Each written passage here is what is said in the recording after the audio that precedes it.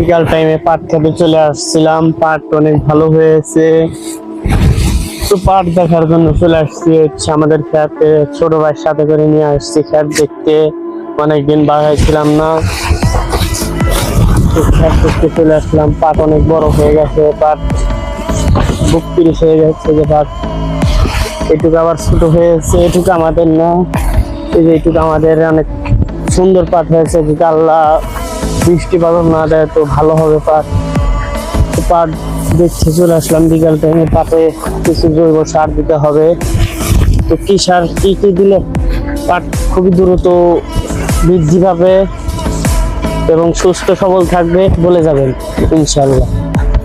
বিকাল টাইমে পাট খেতে চলে আসছিলাম। পাট অনেক ভালো হয়েছে, তো পাট দেখার জন্য চলে আসছি আমাদের খেতে। ছোট ভাইয়ের সাথে করে নিয়ে আসছি খেত দেখতে, অনেকদিন বাগাইছিলাম না, তো খেত দেখতে চলে আসলাম। পাট অনেক বড় হয়ে গেছে, পাট বুক তিরিশ হয়ে গেছে যে পাট। এটুকু আবার ছোট হয়েছে, এটুকু আমাদের না, এই যে এইটুকু আমাদের। অনেক সুন্দর পাট হয়েছে, যদি আল্লাহ বৃষ্টি বাদল না দেয় তো ভালো হবে পাট।